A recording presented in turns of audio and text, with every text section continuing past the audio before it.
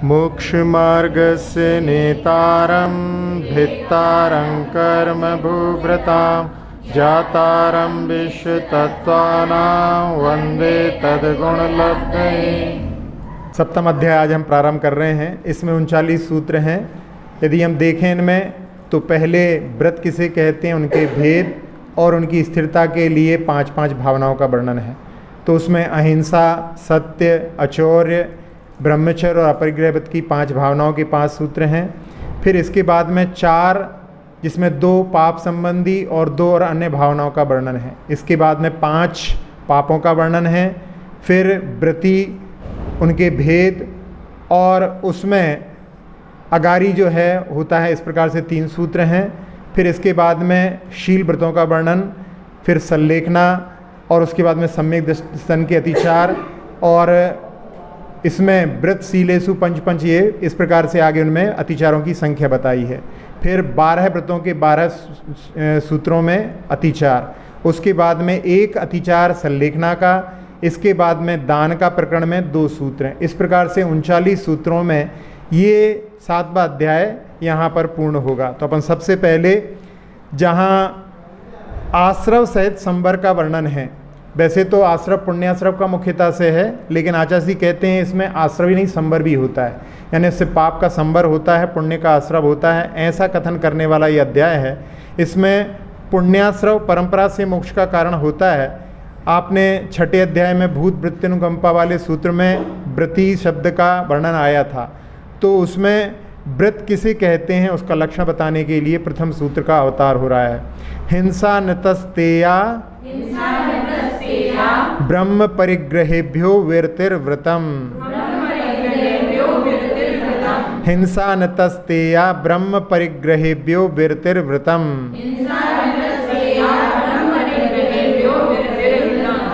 हाँ, विरति यानी विरक्त होना, हिंसा से, झूठ से, चोरी से, अभ्रम से, परिग्रह से, ये व्रत कहलाता है। विरति का अर्थ होता है विराम, पापों से विराम लेना, ये व्रत कहलाता है। इसमें किसी जीव को मारने का, झूठ बोलने का, किसी वस्तु को बिना पूछे उठाने का, फिर कुशील सेवन का और परिग्रह संचय करने का त्याग करना, ये व्रत कहलाता है।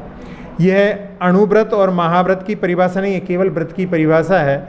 इसमें व्रतों के अब कितने भेद होते हैं उनको बतलाने के लिए अगले सूत्र का अवतार होता है।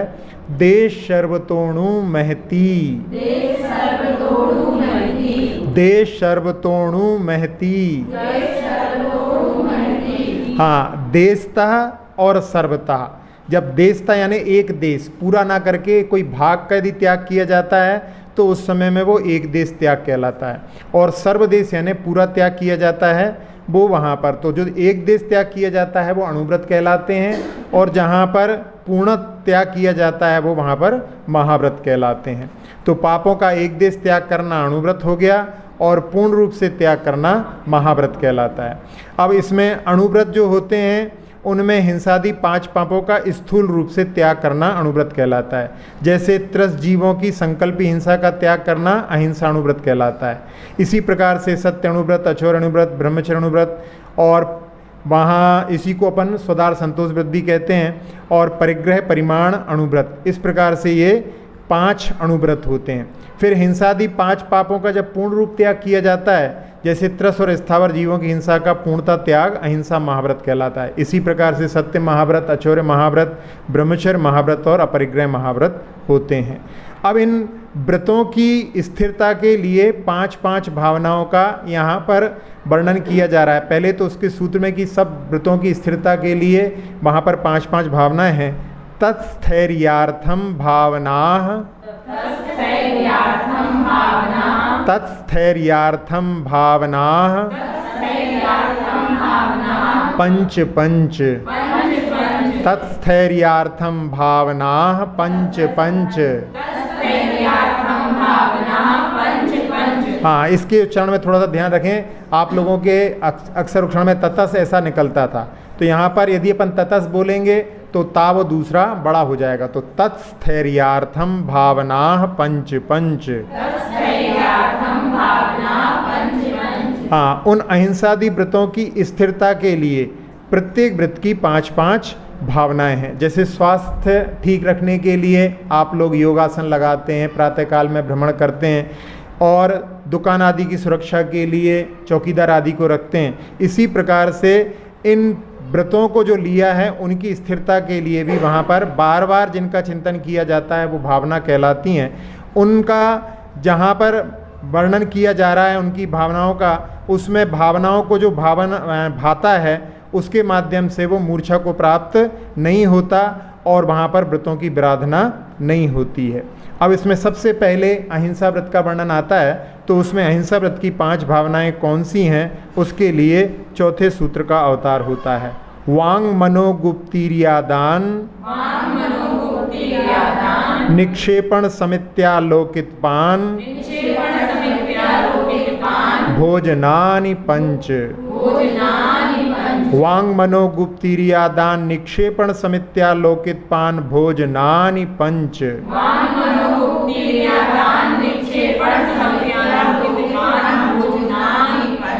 हाँ, वचन गुप्ती, मनोगुप्ती। गुप्ती में 3 गुप्तियों में काय गुप्ती तो हमेशा लगाई नहीं जा सकती, तो उसमें वचन गुप्ती और मनोगुप्ती। फिर जो काय गुप्ती नहीं रख सकते हैं तो उसमें कार्य करेंगे, तो उसमें ईर्या समिति, आदान निक्षेपण समिति और आलोकित पान भोजन, ये अहिंसा व्रत की 5 भावनाएं हैं। अब यहाँ जो श्रावक है, यहाँ मुख्यतः से साधुओं के लिए बताई गई हैं, लेकिन साधु भी इनका एक देश पालन करके इनमें गुप्ती और समिति का अपने जीवन में भी जो अणुव्रत लिए हैं उनके लिए भी इन भावनाओं को भा सकता है। तो वचन गुप्ती किसे कहते हैं? वचन को रोकना या यदवा तदवा बिना प्रयोजन के वचन नहीं बोलना, सलाह नहीं देना, पापात्मक वचन नहीं बोलना, ये वचन गुप्ती कहलाती है। फिर मनोगुप्ती, मन की प्रवृत्ति को रोकना, बिना प्रयोजन आवश्यक चिंतन नहीं करना। जैसे रहता है निकल करके ये ज़मीन कितनी अच्छी पड़ी है, इसमें यदि ये लोग ऐसा चाहें तो ऐसा ऐसा कर सकते हैं, अब कोई प्रयोजन नहीं है उसका अपना, फिर भी बिना प्रयोजन के इस प्रकार से मन का चिंतन करते रहते हैं। तो यहाँ पर मन का बिना प्रयोजन का वहाँ पर चिंतन भी नहीं करना। फिर ईर्या समिति, 4 हाथ जमीन देख करके जिसमें कि दूब हो, घास हो, कीचड़ आदि हो, जो पत्थर हिल रहे हों उन पर पैर नहीं रखना, इस प्रकार से चलना, ये ईर्या समिति कहलाती है। इस प्रकार यदि पालन करते हैं तो अपन चोट आदि से भी बच जाते हैं और जीवों की हिंसा से भी बच जाते हैं। आदान निक्षेपण समिति, इसमें बिना देखे बिना सोधे किसी चीज़ को नहीं रखना, इसके माध्यम से वहाँ पर जो जीव आदि रहते हैं उनका रक्षण होता है। और कई बार लोगों को जैसे चल रहे हैं रास्ते में कुछ डिब्बा आदि पड़ा है उसमें पैर मार देते हैं, तो एक बार एक ने पैर मारा, उसी में सांप था और सांप ने उसके पैर में काट लिया। तो ऐसी जो है घटनाएं घट सकती हैं। तो इसके माध्यम से देख करके कोई चीज़ को रखना, उठाना, उसमें चलने के साथ साथ में इस प्रकार से भी अपन इसको देख सकते हैं।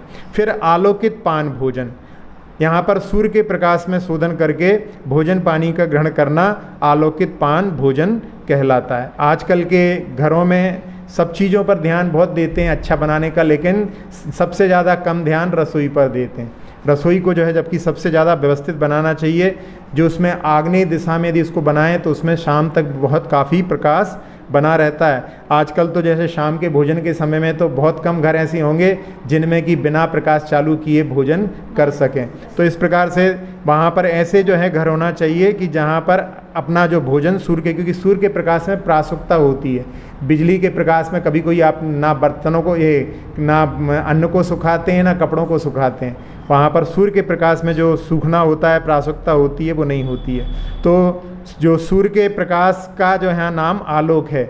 एक बार जो है सूर्य का प्रकाश, ऐसा जो है सूर्य की प्रकाश की सूर्य नाम का बल्ब आता है, उसके प्रकाश में जो है यहाँ पर अर्थ ले लिया उसका। तो ऐसा ना लेकर के यहाँ पर आलोकित पान भोजन यानी दिन में सूर्य के प्रकाश में भोजन पान करना, ये अहिंसा व्रत की रक्षा के लिए 5 भावनाएं हैं। अब इसके बाद में सत्य व्रत की 5 भावनाओं का वर्णन आ रहा है। क्रोध लोभ भीरुत्व हास्य प्रत्याख्यानान यनुवीचि भाषणं च पंच। क्रोध लोभ भीरुत्व हास्य प्रत्याख्यानान यनुवीचि भाषणं च पंच।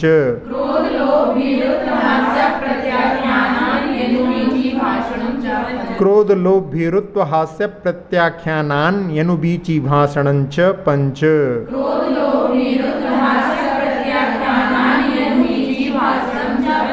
हाँ, इसमें प्रत्याख्यान शब्द आया है। प्रत्याख्यान का अर्थ होता है त्याग। तो इसमें ये प्रत्याख्यान 4 में जुड़ा हुआ है। क्रोध का प्रत्याख्यान, लोभ का प्रत्याख्यान, भीरुत यानी भय का प्रत्याख्यान, हास्य का प्रत्याख्यान और अनुबीची भाषणम। अनुबीची भाषण मैंने आगम के अनुकूल वचन बोलना। ये सत्य व्रत की 5 भावनाएं हैं। गुस्से में भी व्यक्ति झूठ बोलता है, लोभ के कारण में भी व्यक्ति झूठ बोलता है, और जब कभी दंड डांट आदि आते हैं तो उसके भय से भी झूठ बोलता है, हास्य मजाक आदि के माध्यम से भी झूठ बोलता है। तो इस प्रकार से इनका त्याग करना और आगम के अनुकूल वचन बोलना, आगम के आधार पर कथन करना, तो वो वहाँ पर सत्य व्रत की पालन अच्छे से हो सकता है। इस प्रकार से ये सत्य व्रत की भावनाएं हैं। अब इसके बाद में अचौर्य व्रत की 5 भावनाओं का वर्णन। शून्यागार विमोचितावास, परोपरोधाकरण, भैक्ष शुद्धि, सधर्मा विसंवादाः 5। शून्यागार विमोचितावास, परोपरोधाकरण, भैक्ष शुद्धि, सधर्मा विसंवादाः 5।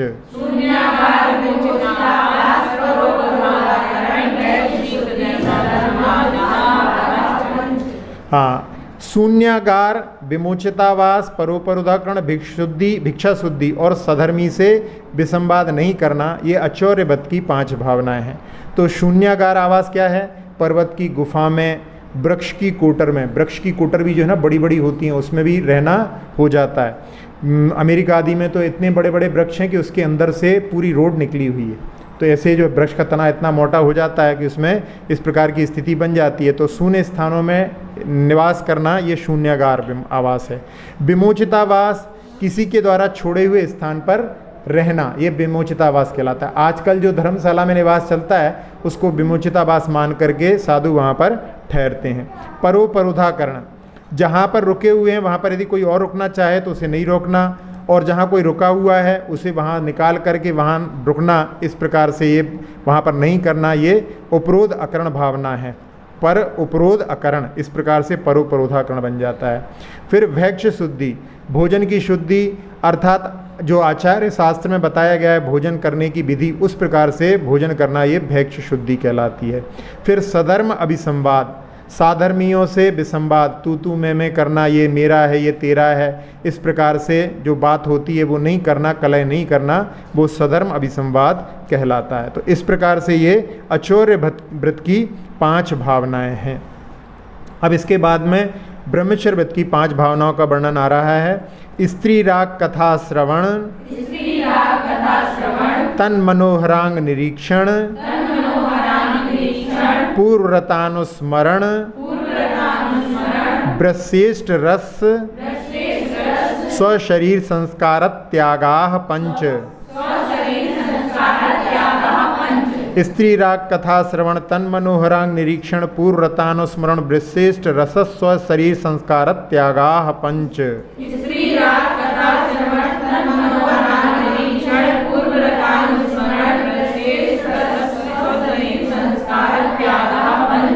हाँ, इसमें स्त्री राग कथा, यानी यहाँ पर स्त्री की अपेक्षा से पुरुष के लिए, पुरुष की अपेक्षा से स्त्री के लिए, तो जो राग बढ़ाने वाली कथा है उनका सुनने का त्याग करना, ये पहला। फिर इसके बाद में उनके मनोहर अंगों का निरीक्षण का त्याग करना, यहाँ त्याग जो शब्द है सभी में लगेगा। फिर इसी प्रकार से पूर्व में अवृत अवस्था में जो भोगे हुए भोग हैं उनका स्मरण का त्याग करना। और वृश्य और इष्ट, वृक्ष जो मतलब काम उत्पन्न करने वाले ऐसे, और इष्ट जो अपने लिए प्रिय होता है वो भी यदि ज़्यादा मात्रा में यदि भक्षण कर लिया जाए तो वो भी वहाँ पर शरीर के लिए विकार उत्पन्न कर सकता है। तो इस प्रकार से वृक्ष और इष्ट जो रस हैं उनका त्याग। और इसके बाद में स्व शरीर संस्कार त्यागा, तो इसमें अपने शरीर को सजाना आदि जो होता है उसका त्याग। भगवती आराधना में कई प्रकार के शरीर के संस्कार होते हैं, वैसे तो सभी लोग जानते हैं, लेकिन फिर भी जो 2000 साल पुराना इस प्रकार का है उसमें दाढ़ी मूँछों का संस्कार, नख का, दांत का, ओंठ का, फिर इसके बाद में कान का, मुख का, आँखों का, भौं का, ये सब का संस्कार उसमें बताया है। इनका संस्कार किया जाता था पहले भी, आज भी होता है। तो इनके संस्कार से भी वहाँ पर अपने लिए यदि शील का पालन करना है तो उनसे बचना चाहिए। अब इसके बाद में परिग्रह त्याग व्रत की जो है 5 भावनाओं के लिए अगले सूत्र का अवतार होता है मनोज्या मनोज्येन्द्रिय विषय राग द्वेष वर्जनानि पंच। मनोज्या मनोज्येन्द्रिय विषय राग द्वेष वर्जनानि पंच।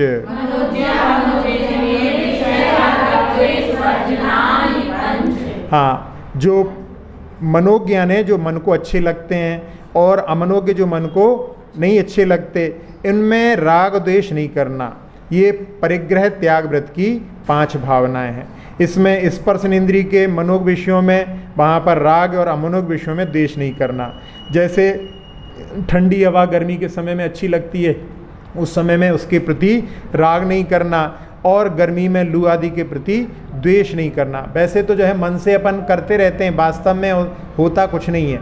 ठंड के समय में ऐसा लगता है धूप में, गर्मी की धूप में बैठ जाओ। साधना की दृष्टि से हम देखते हैं तो वहाँ पर दिन भर यदि ठंड में धूप में बैठे रहो तो लघु शंका आदि से निवृत्ति नहीं हो पाती। फिर रात में फिर बार बार उठना पड़ता है, तो लगता है कि उस समय में तो ये भोग अच्छे लगते हैं, लेकिन बाद में उसका प्रभाव किस प्रकार से पड़ता है। तो ये इनमें वहाँ पर स्पर्शन इंद्रिय के जो विषय हैं उनमें राग द्वेष नहीं करना। इसी प्रकार से रसना इंद्रिय के विषय में भी जैसे नमक आदि जो है उनके प्रति भी वहाँ पर जो राग द्वेष का भाव नहीं रखना।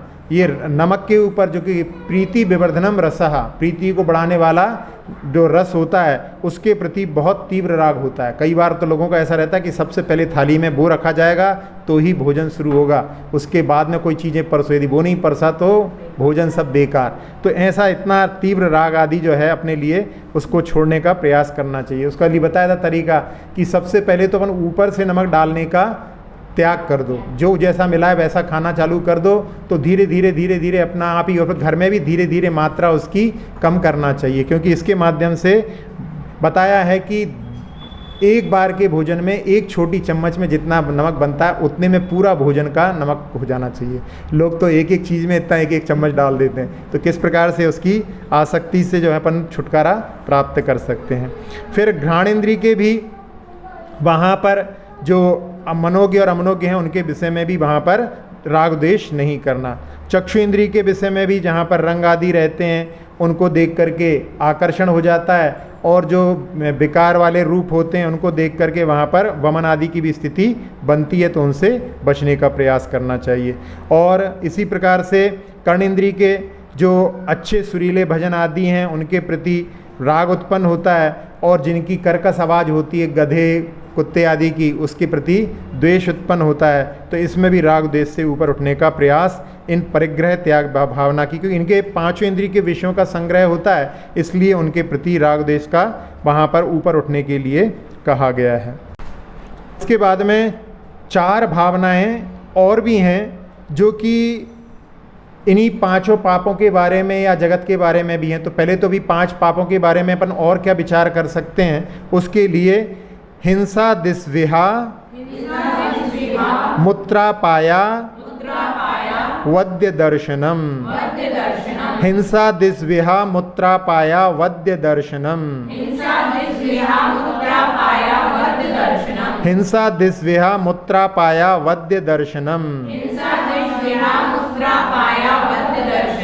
हिंसा दिशु इह अमूत्र, इह यानी श्लोक में, अमूत्र यानी परलोक में। हिंसा दिशु यानी 5 पापों के वहाँ पर इस प्रकार का श्लोक में और परलोक में ये कैसे हैं, अवध्य हैं यानी निंदनीय हैं। अपाय यानी इनके माध्यम से कुछ प्राप्त नहीं होता, ये अनर्थकारी हैं।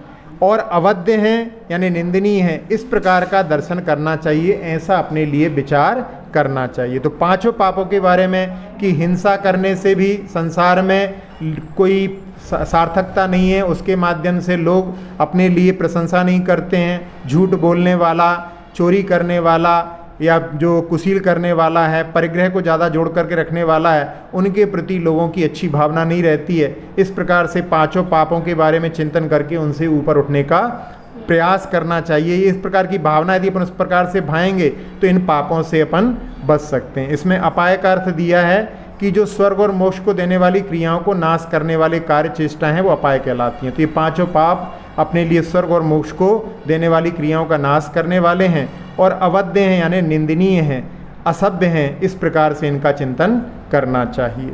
अब और क्या है इन 5 पापों के बारे में, तो अगला सूत्र आ रहा है दुख में वा। दुख में वा, ये 5 पाप दुख रूप ही हैं, इस प्रकार का चिंतन करना चाहिए। भावनाएं दुख रूप नहीं है, 5 पाप ही दुख रूप हैं, इस प्रकार का चिंतन करना चाहिए। इस प्रकार से जैसे कोई हमें मारता है तो हमें अच्छा नहीं लगता, उसी प्रकार से यदि मैं किसी को मारूंगा तो उसे भी अच्छा नहीं लगेगा। इसी प्रकार से हम यदि किसी के लिए झूठ बोलते हैं, कटुक वचन बोलते हैं, तो उसको पीड़ा, हमको पीड़ा होती है, ऐसे ही उसको भी पीड़ा होगी। इसी प्रकार से किसी की वस्तु को यदि हम उठा लेते हैं, कोई हमारी वस्तु को उठा लेता है तो हमको पीड़ा होती है, ऐसे ही उसको भी पीड़ा होती होगी। इसी प्रकार से कोई हमारे जो रिलेशन वाले हैं उनके प्रति यदि खराब दृष्टि डालता है तो हमें अच्छा नहीं लगता है, ऐसे ही हम डालेंगे तो उनको भी अच्छा नहीं लगेगा। इसी प्रकार से धन आदि का ज़्यादा संग्रह करते हैं तो लोग कंजूस बोलते हैं, तो उसी प्रकार से हम यदि किसी को बोलते हैं तो हमें भी कोई बोल सकता है। तो इस प्रकार से इन 5 पापों के बारे में ये दुख रूपी हैं, इस प्रकार का अपने लिए चिंतन करना चाहिए। ये 2 भावनाएं हो गई। इसके अलावा और भी किस प्रकार की भावनाएं हैं, तो 4 भावनाओं को जिनको कि सामायिक पाठ में भी वहाँ पर बताया गया है, उन 4 भावनाओं का अपने लिए 4 प्रकार के लोगों के प्रति किस प्रकार के भाव रखना चाहिए, उसके लिए अगला सूत्र आ रहा है मैत्री प्रमोद कारुण्य माध्यस्थानी च सत्वगुणाधिक क्लिश्यमाना विनेयेषु। मैत्री प्रमोद कारुण्य माध्यस्थानी च सत्वगुणाधिक क्लिश्यमाना विनेयेषु।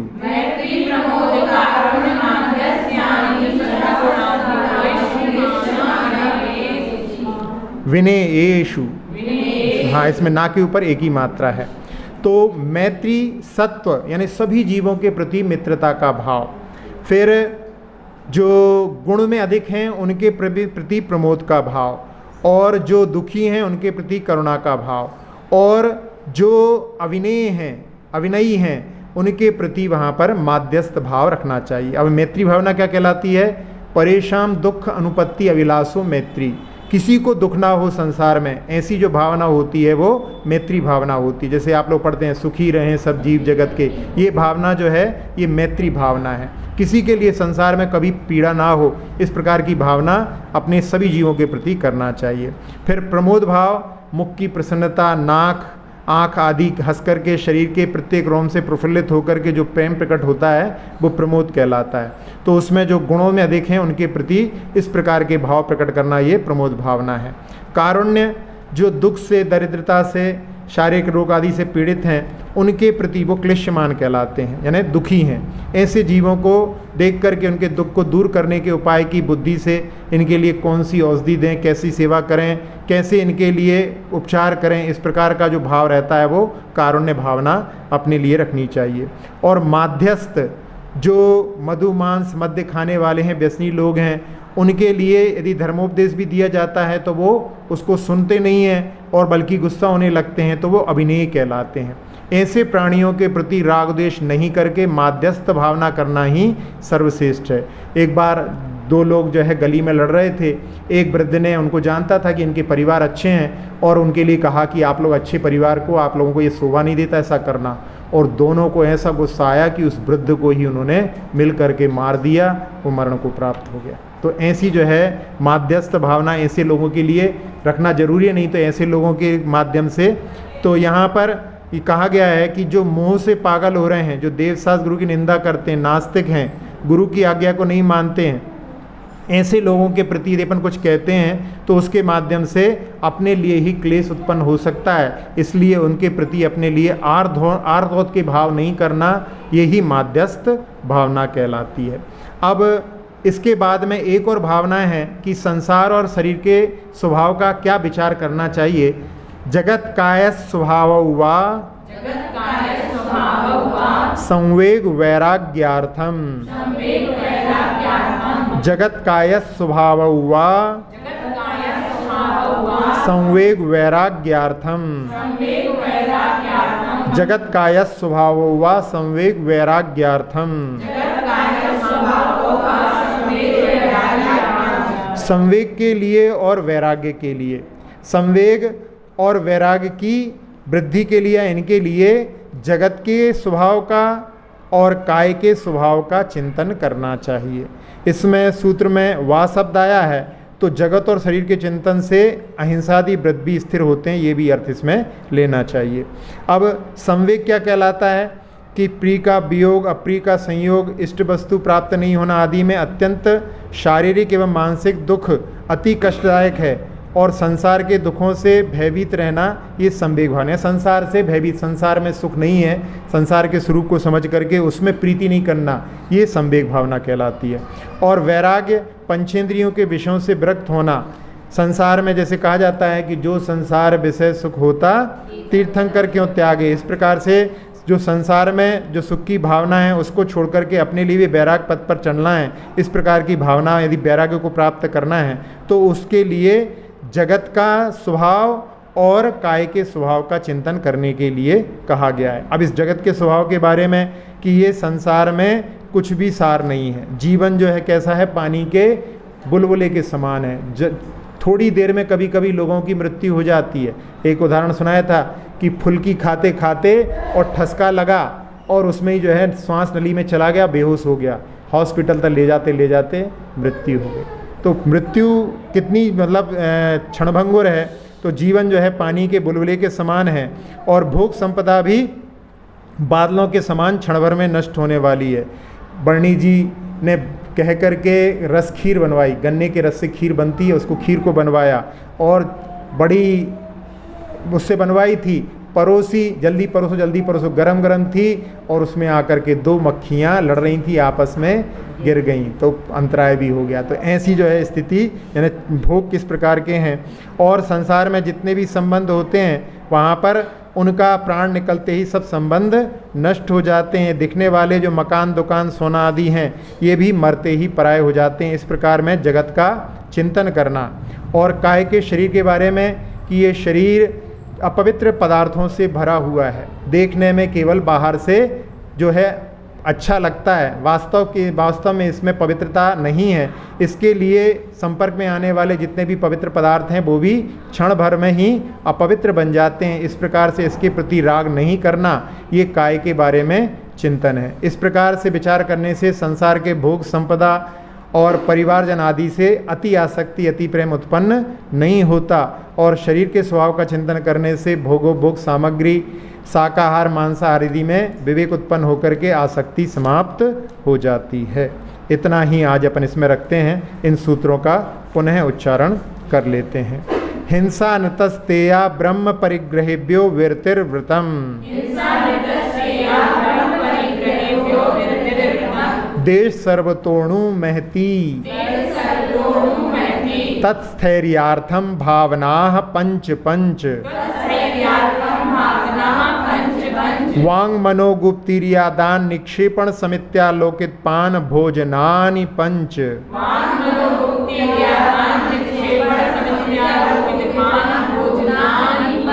क्रोध लोभ भीरुत्व हास्य प्रत्याख्यानान यनुबीची भाषणंच पंच,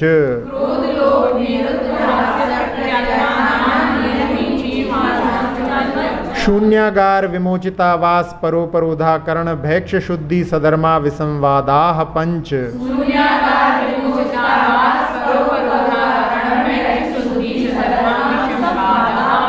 स्त्री राग कथा श्रवण तन मनोहरांग निरीक्षण पूर्वरतानुस्मरण वृश्रेष्ठ रसस्व शरीर संस्कार त्यागाः पंच,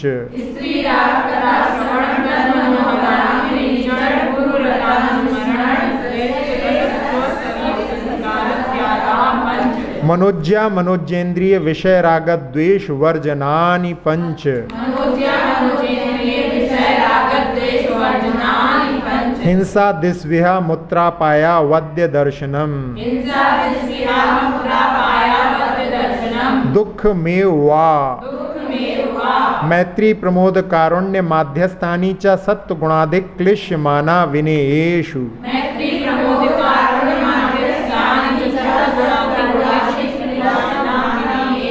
जगत काय स्वभावो वा संवेग वैराग्यार्थम। इस प्रकार से अपन ने 12 सूत्रों का अध्ययन किया है। उंगली के ऊपर यदि आप बिठालना चाहें तो व्रत, उनके भेद, उनकी स्थिरता के भावना के लिए 5-5 वाला सूत्र, फिर 5 व्रतों की 5 भावनाएं, फिर 2 भावनाएं पापों के बारे में और सब जीवों के बारे में किस प्रकार की भावना, और जगत और काय के बारे में संवेग और वैराग्य के लिए भावना। इस प्रकार से 12 सूत्रों का अध्ययन अपन ने आज किया। अक्षर पद मात्रा से दूषित वचन अगर ममहीन रहे और प्रमाद कषाय के वश में सम्यक अर्थ विलीन किए। जिन वाणी माता मेरी उन सब त्रुटियों को क्षमा करें, दे आशीष शीघ्र हम सबको केवल लब्धि रमा मिले। प्राप्त हमें हो बोधि समाधि परिणामों की शुद्धि हो, निज आत्म उपलब्ध हमें हो शाश्वत सुख की सिद्धि हो। चिंतित वस्तु दात्री माता चिंतामणि उपमा भाति, करूं वंदना पूर्ण विनय से चरण रखूं मैं ये पाती। कर जिन वाणी स्तुति तन की ममता टार, महामंत्र का जाप अब सभी जपे नब बार।